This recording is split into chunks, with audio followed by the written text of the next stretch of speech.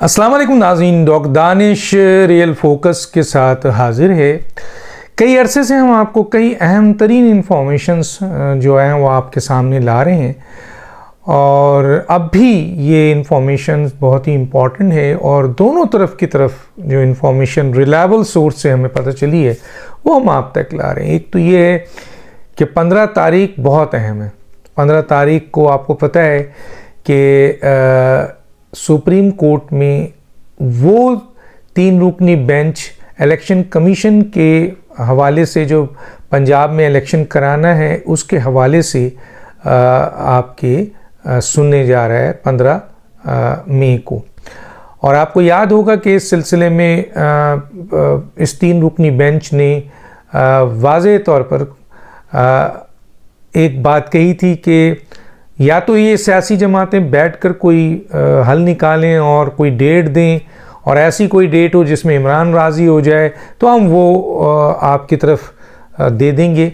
सोचिएगा, ये स्टेटमेंट इनकी है, इनकी बेशतर स्टेटमेंट आइन और क़ानून के ख़िलाफ़ है। बहरहाल इस वक्त तो ये स्टेटमेंट है और अगर नहीं तो फिर वो फ़ैसला जो मौजूद है 14 मई का, तो 14 मई के उस फैसले को तो 15 मई को जब सुनने जाएंगे तो वो ऑर्डर तो इम्प्लीमेंट नहीं हुआ।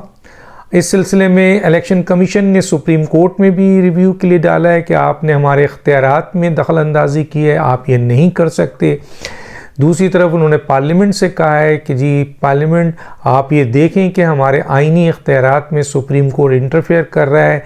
ये इलेक्शन कमीशन का था। हुकूमत कहती है कि हम 4-3 का फ़ैसला मानते हैं, 3-2 का नहीं मानते हैं। और 4-3 का अगर फ़ैसला हुकूमत मान रही है और पार्लियामेंट मान रही है तो गोया ये जो 3 रुकनी बेंच आगे अपनी प्रोसीडिंग कर रहे हैं वो 2-3 की वजह से कर रहे हैं, 3-4 की वजह से नहीं कर रहे हैं। अगर 3-4 का फ़ैसला माना जाता तो फिर ये जो भी प्रोसीडिंग है सब इल्लीगल है। अब देखना ये है कि जी सुप्रीम कोर्ट ना लीगल देख रही है, ना इलीगल देख रही है, ना कॉन्स्टिट्यूशन देख रही है, ना आइन देख रही है, ना पार्लियामेंट देख रही है, ना हुकूमत देख रही है। उसके सामने सिर्फ एक चीज़ नज़र आ रही है कि वो जो चाहे जो कहे वही आइन है, वही कानून है। और अगर आप उसको नहीं मानेंगे तो गोया आप जो हैं वो गैर कानूनी इक़दाम कर रहे हैं। मेरे पास एक लंबी लिस्ट है, मैं उसको अभी आपके सामने लाऊंगा कि मौजूदा चीफ जस्टिस की क्या क्या गैर आइनी इख्तियारात, गैर आइनी काम कर रहे हैं, अख्तियारात से तजावज़ कर रहे हैं, आइन के ख़िलाफ़ काम कर रहे हैं, मिसकंडक्ट कर रहे हैं। आइए चले पहले मैं वो आपको दिखा देता हूँ जो पॉइंट्स मैंने रेज़ किए हैं और ये हकीकत है।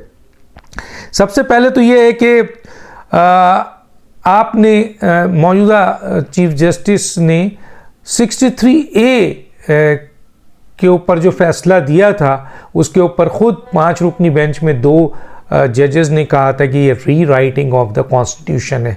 और जितने भी पाकिस्तान में कॉन्स्टिट्यूशनल लॉयर हैं माँ सवाए PTI के, वो ये कहते हैं कि चीफ जस्टिस ने री राइटिंग ऑफ द कॉन्स्टिट्यूशन किया है, चुनांचे उन्होंने आइन की खिलाफ वर्जी की। एक दूसरा, इलेक्शन कमीशन ने इसी चीज़ का इनको रिव्यू पिटिशन किया है, इनको अपील की है, जो ऑर्डर जारी किया था इन्होंने इलेक्शन कमीशन से कि जी आप जो हैं वो फ़लाँ तारीख को और फ़लाँ तरीक़े से करें, जो कि सुप्रीम कोर्ट का इस्तेहक़ाक़ नहीं है, ये इलेक्शन कमीशन का है। इसलिए इलेक्शन कमीशन ने कहा कि आपने हमारे 200 आइन और 218 और 219 में जो आइन ने हमें इख्तियारात दिए हैं, 254 में जो दिया है और फिर इलेक्शन एक्ट 2017 के 58 सेक्शन में दिया है, आपने उन इख्तियारात को गस्ब किया है और अपने इख्तियारात से तजावज़ करके इलेक्शन कमीशन के मामलात में इंटरफियर किया है।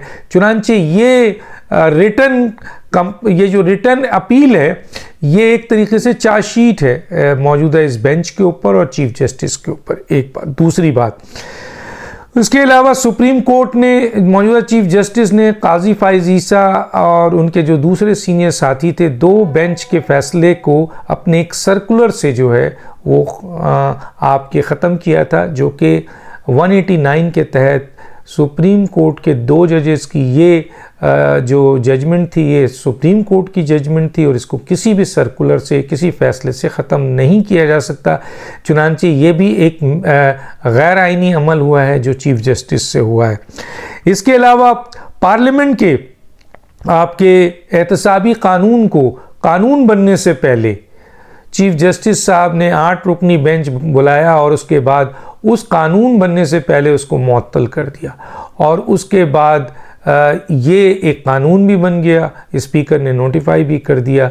और चुनांचे इस अमल को जितने भी लॉयर हैं कॉन्स्टिट्यूशनल, वो कहते हैं कि सुप्रीम कोर्ट ने गैर आइनी काम किया है, यानी चीफ जस्टिस ने गैर आइनी काम किया है।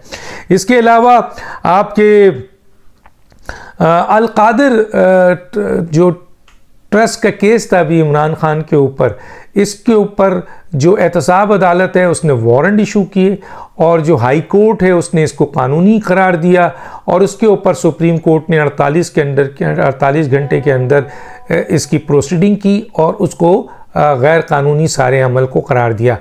कानूनी माहिरीन कहते हैं कि जी इस जो एहतसाब अदालत का वारंट है इसको या आपके इलेक्शन का जो इस्लामाबाद हाई कोर्ट का फैसला था उसको सुप्रीम कोर्ट किसी भी सूरत में टर्न डाउन नहीं कर सकता, उसको गैर कानूनी नहीं कर सकता।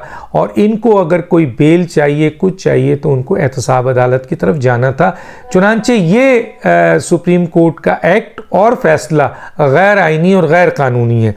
इसके अलावा आपने देखा है कि सुप्रीम जुडिशल कमीशन में सबसे पहले 5 जूनियर जजेस की अपॉइंटमेंट का केस चीफ जस्टिस ने रिकमेंड किया था और उस केस के ऊपर हुकूमत और जो कमीशन के मेंबरान, जो 9 मेंबरान हैं, उनमें चीफ जस्टिस काजी फाइज ईसा सीनियर जज, तारिक मसूद दूसरे, एक और जज, बार कौंसिल का मेंबर, लॉ मिनिस्टर्स और अटॉर्नी जनरल्स, इनकी तादाद जो चीफ जस्टिस बंदयाल के हम नवा थे उनकी तादाद से ज़्यादा हुआ। वोटिंग हुई और वो वहाँ पर मुस्तरद हुई, लेकिन चीफ जस्टिस ने ये कहा कि वोटिंग ही नहीं हुई है और इस सिलसिले में एक ऑडियो भी निकाली गई जो ऑडियो फैब्रिकेटेड थी। याद रखिएगा ये ऑडियो फैब्रिकेटेड थी और जाहिर है ये चीफ जस्टिस के अप्रूवल से निकाला था उसके तर्जुमान ने। चुनांचे इस को हर तरफ से जितने भी मेंबर थे उन्होंने कहा कि ये झूठी और गलत बात है और ये फैब्रिकेटेड है, हमने ऐसी कोई बात नहीं की थी। चुनांचे उस फैब्रिकेटेड ऑडियो निकालने पर चीफ जस्टिस के खिलाफ जो है वो ये मिसकंडक्ट का केस आता है, रेफरेंस बनता है। अच्छा, उसके बाद है जनाब ये अभी उन्होंने 2 जूनियर जजेस को अपॉइंट किया है, ये भी एक तरीके से कानून और आइन की खिलाफ वर्जी है, ये भी गैर आइनी अमल है, अपने इख्तियारात से तजावज़ देना है। इसके अलावा खुश दामन की ऑडियो मौजूद है जिसमें किस तरीके से सुप्रीम कोर्ट पे वो असरअंदाज हो रही हैं और फैसले सुना रही हैं। फिर तारिक रहीम की ऑडियो आ गई है जिसने सुप्रीम कोर्ट के चीफ जस्टिस से लेकर इस्लामाबाद हाई कोर्ट के चीफ जस्टिस और जज तक जो पूरी प्रोसीडिंग होनी थी वो पहले ही बता दी थी और उसी तरीके से चीफ जस्टिस और सुप्रीम कोर्ट में सारा कुछ हुआ। फिर इस्लामाबाद हाई कोर्ट में सिर्फ जज बदल दिया गया लेकिन अमल वही हुआ। चुनांचे ये ऑडियो बहुत ही इंपॉर्टेंट है और इस ऑडियो की बुनियाद पर ये चीफ जस्टिस के लिए आपका मिसकंडक्ट का केस बनता है। बार कौंसल्स के रेफरेंसेस मौजूद हैं, ठीक है, इनके पास क्या नाम है चीफ जस्टिस के खिलाफ। और इसी तरह करप्ट जजेस, जो करप्ट जजेस हैं इसके ऊपर सुप्रीम जुडिशल काउंसिल का इजलास बुलाने के बजाय ये पहले से फैसला सुना रहे हैं कि ये सब गलत है, जो कि ये इनका काम नहीं है, ये काम जुडिशल काउंसिल का है। और ये खुद कहते हैं कि किसी जज पर अगर कोई इल्ज़ाम है, कोई आपके कोई उस पर इल्ज़ाम हो या कोई उसके ख़िलाफ़ दस्तावेज़ात है, कोई उसके ऊपर आपके संगीन जराइम है, जो भी है वो उस वक्त तक वो इल्ज़ाम ही रहेगा और उस वक्त तक जज को बेंच में बैठने से नहीं मना किया जा सकता। और इसका फ़ैसला उस वक्त होगा जब सुप्रीम जुडिशल काउंसिल का इजलास होगा कि ये कल्प्रिट है या नहीं है। लेकिन चीफ जस्टिस साहब सारे रेफरेंसेस बार काउंसिल्स के और दूसरे वकला के और पीएमएलएन के वकील के और सब मौजूद है, लेकिन चीफ जस्टिस साहब सुप्रीम जुडिशल काउंसिल का इजलास नहीं बुला रहे हैं। एक तरफ कहते हैं कि ये फैसला सुप्रीम जुडिशल काउंसिल करेगा कि कौन गलत है कौन सही है, दूसरी तरफ सुप्रीम जुडिशल काउंसिल का इजलास नहीं बुलाया जाता है और ये सारे डॉक्यूमेंट्स और रेफरेंसेस, संगीन इल्जामात, दस्तावेजात मौजूद है। चुनांचे ये भी एक मिसकंडक्ट है। तो इसकी बुनियाद पर अब जो लड़ाई चल रही है 10 को, अब मैं उसकी हकाइक पर आता हूं जो ब्रेकिंग है इंपॉर्टेंट, कि अगर चीफ जस्टिस, जो सुनने में आया, एक ऑडियो भी हुई है तारिक रहीम के हवाले से है कि 15 मई को बेंच बैठेगा। अभी 15 मई में बेंच बैठने का ऐलान नहीं हुआ था, ये मैं बता दूं, ये तो अभी हमें पता चला है। लेकिन इससे पहले जो ऑडियो आई उसने हमें बता दिया था कि 15 तारीख को ये बेंच बैठने वाला है। चुनांचे नोटिफाई हुआ नोटिफिकेशन और उसमें 15 तारीख को वो बेंच बैठ गया, जो कि अब 15 तारीख को 15 मई को ये प्रोसीडिंग होनी है। तो तारिक रहीम ने उसमें दूसरी जो बात की थी अपने इस ऑडियो में कि 15 तारीख को ये बेंच बैठेगा और चीफ जस्टिस साहब तैयार हैं कि इस दफ़ा वज़ीर आज़म को तौहीन अदालत के केस में फारिग करेंगे। ये एक ब्रेकिंग है बहुत बड़ी। दूसरी तरफ मैं इस पे आगे आने से पहले दूसरी तरफ मैं ये भी बता दूं कि जो फेडरल गवर्नमेंट है और जो पार्लियामेंट है वो भी तैयार बैठी है कि अगर वज़ीर आज़म को, क्योंकि बार बार वो कह रहे हैं कि इस दफ़ा हम वज़ीर आज़म की कुर्बानी किसी सूरत में नहीं देंगे, लेकिन होगा क्या जो मैं अभी आगे आके बताऊंगा। तो पार्लियामेंट और हुकूमत दोनों इस पोजीशन पे हैं कि अगर किसी तरीके से भी सुप्रीम कोर्ट ने कोई वर्स्ट एक्शन करने की कोशिश की तो उसका सख्ती से जवाब दिया जाएगा। अब सख्ती से जवाब क्या होगा, क्या मजम्मत होगी, वो तो हो ही रही है। सुना ये है कि अब जो इम्पोर्टेंट आपका फैसला है वो ये है कि चीफ जस्टिस को फारिग किया जाएगा या आपके उनको पार्लियामेंट में इन तीनों जजेस को बुलाया जाएगा और उनके खिलाफ एक्शन लिया जाएगा, या कोई एक कानून का सहारा लेकर आपके चीफ जस्टिस को फारिग कर दिया जाएगा और next chief justice senior most justice Qazi Faez Isa होंगे। इसके अलावा क्या फैसला है, ये मेजर फैसला है। अब सवाल ये पैदा होता है कि अगर यहाँ पर आवाम का इम्पैक्ट है, जो कि मैं बताना चाहता हूँ कि ये बात मेरी डिस्कस भी हुई बहुत अहम रहनुमाओं से, कि अगर चीफ जस्टिस ने वजीर आजम को कल पहली फुर्सत में तौहीन अदालत के केस में फारिग किया या तौहीन अदालत लगाया, तौहीन अदालत लगाने का मतलब है कि वो वजीर आजम को फारिग कर रहे हैं, तो इंप्रेशन ये जाएगा क्योंकि वजीर आजम इलेक्शन के फैसले को जो सुप्रीम कोर्ट के था उसको वो नहीं मान रहे हैं, इसलिए चीफ जस्टिस ने उनके खिलाफ तौहीन कर दी। बड़ा इजी आवाम में मैसेज आएगा। लेकिन ये मैसेज अगर जाता है तो इसमें ज़ाहिर बाइफर्केशन होगी। एक तबका ये कहेगा कि चीफ जस्टिस ने सही किया है क्योंकि उन्होंने आइन के 224 की खिलाफ वर्जी की और पता नहीं क्या कुछ, और चीफ जस्टिस का फैसला था, 3 रुकनी बेंच का फैसला था, इन्होंने नहीं माना इसलिए वजीर आजम को फारिग किया इन्होंने। एक अभी वजीर आजम इसको एक्सेप्ट करेंगे या पार्लियामेंट करेगी या नहीं करेगी ये बात की बात है। लेकिन दूसरी तरफ यह है कि अगर खुद वजीर आजम एक एग्जीक्यूटिव ऑर्डर के तहत, इसके ऊपर मैं कुछ कानूनी पॉइंट्स भी आपके सामने रखता हूं और वो पढ़ देता हूं। ये लीगल पॉइंट्स है जो एक लीगल कॉन्स्टिट्यूशनल लॉयर ने भेजा आपके सामने। अगर वजीर आजम ने एक एग्जीक्यूटिव ऑर्डर से, जिस तरीके से चौधरी इफ्तिखार को उन्होंने बहाल किया था, याद है, अगर एक चीफ एग्जीक्यूटिव ऑर्डर से एक जज को भेज सकते हैं क्योंकि उसके ऊपर ये एलिगेशन है, मिसकंडक्ट, इख्तियारात से तजावुज़ और गैर आइनी गैर कानूनी काम का, जो मैं ऑलरेडी शुरू में बता चुका हूँ। तो उसके बाद अगर वो वज़ीर आज़म इनको फारिग करते हैं तो उसके ऊपर ये बात जाएगी क्योंकि चीफ जस्टिस ने ये चीज़ गलत किया था इसीलिए फारिग किया। और अगर इन्होंने चीफ जस्टिस के तौहीन अदालत लगाने के बाद चीफ जस्टिस को फारिग किया तो ये तासुर जाएगा कि जी हुकूमत ने तौहीन अदालत का रिएक्शन दिखाया है और उन्होंने काउंटर अटैक किया है। जबकि अगर वजीर आज़म या हुकूमत पहले एक्ट करती है तो फिर ये तासुर जाएगा कि चीफ जस्टिस ने क्योंकि ये गलत काम किए हैं, रेफरेंसेस हैं जो आइन की खिलाफ वर्जी की है, इख्तियारात से तजावुज़ किया है, इसलिए हुकूमत ने बहुत तहम्मुल का मुजाहरा किया। लेकिन हुकूमत की आइनी ज़िम्मेदारी है कि अगर chief justice out of control हो गया है, गैर आइनी काम कर रहा है, गैर कानूनी काम कर रहा है, इख्तियारात का नाजायज़ इस्तेमाल कर रहा है, चाहे वो इंतज़ामिया का हो, इलेक्शन कमीशन का हो, और इस तरीके से मुलजिमों को बुलाकर उनको सुपरवाइज कर रहा है, और मुल्क में जो दहशत गर्दी हो रही है, मुल्क में जो खाना जंगी हो रही है, मुल्क में जो अहम तंजीबात पर हमले हो रहे हैं, उनके मुलजिमों को, मेन कल्प्रिट को यानी इमरान खान को तहफ़्फ़ुज़ इस तरह दिया जा रहा है और उसको बुलाकर उससे ये जुमला कहा जा रहा है कि आपसे मिलकर खुशी हुई और आपको देखने की ख्वाहिश थी, ये और उसके लिए इंतजामात किया जाए, ये मिसकंडक्ट में आता है जो ऑलरेडी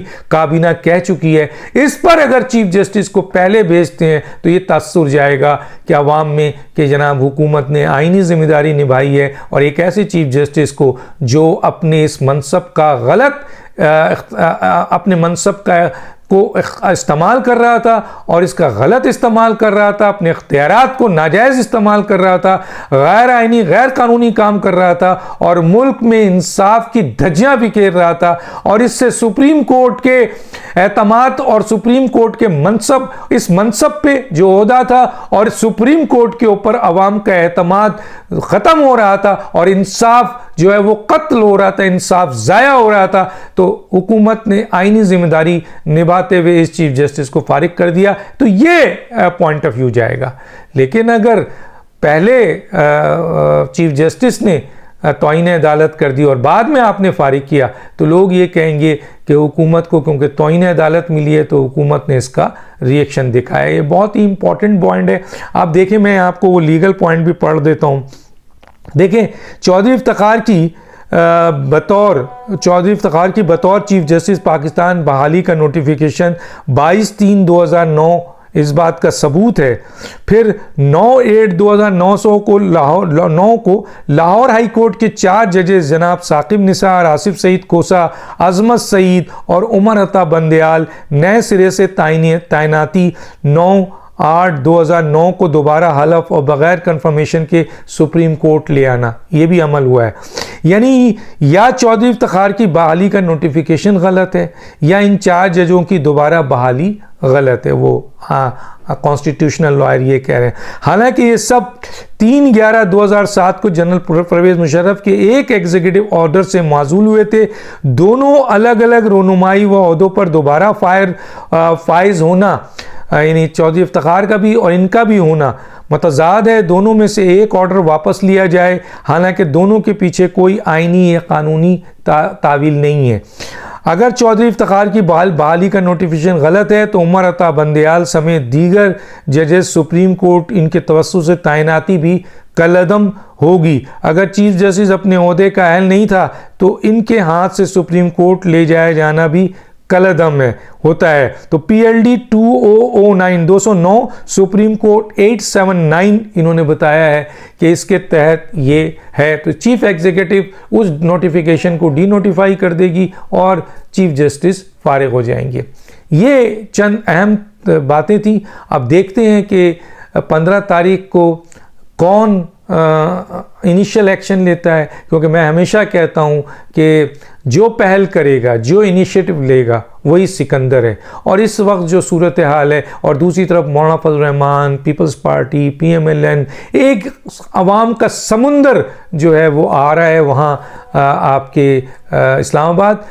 ये भी एक ताकत अपनी दिखा रहे हैं अवामी, और ये बता रहे हैं, और ये फ़ौज से इज़हार एकजहती भी है और सुप्रीम कोर्ट को वार्न भी है कि तुम चंद हज़ार शरपसंद और दहशत गर्दों से मरूब होकर और एक ऐसे शख्स से जो कि पाकिस्तान के लिए इस वक्त गद्दारी का काम कर रहा है, यानी इमरान खान, और इस वक्त इमरान खान का किरदार मज़हब की तज़यीक़, मज़हब की तौहीन, पाकिस्तान की फ़ौज की तौहीन, पाकिस्तान की फ़ौज को तोड़ने की साजिश और पाकिस्तान को तोड़ने की साजिश में इस वक्त इमरान खान साहब का सामने किरदार है। और रियासत और हुकूमत के ख़िलाफ़ बगावत का किरदार है और सुप्रीम कोर्ट के ये चंद जजेस उसको तहफ़्फ़ुज़ दे रहे हैं। चुनांचे ये मॉप, ये आवाम पाकिस्तान के आइन और कानून और जमहूरी निज़ाम के को सपोर्ट करने आ रही है, पाकिस्तान की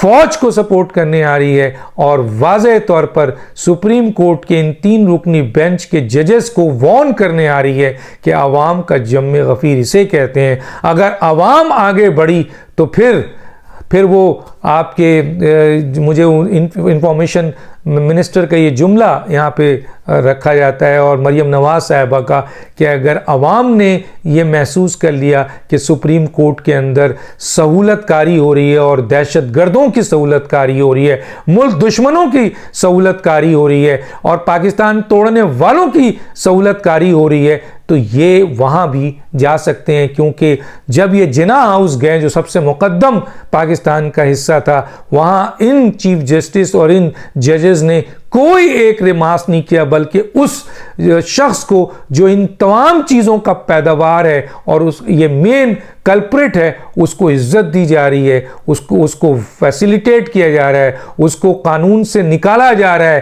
गैर आइनी गैर कानूनी तौर पर ऑर्डर जारी करके कि मैं चीफ जस्टिस, मेरी सुप्रीम कोर्ट, मैं जो फैसला करूंगा वो आइन और कानून है, बाकी कोई किताब, कोई आइन, कोई कानून, कोई फैसला, कोई जजमेंट की कोई हैसियत नहीं। तो फिर ये आवाम इसका भी फैसला कर सकती है।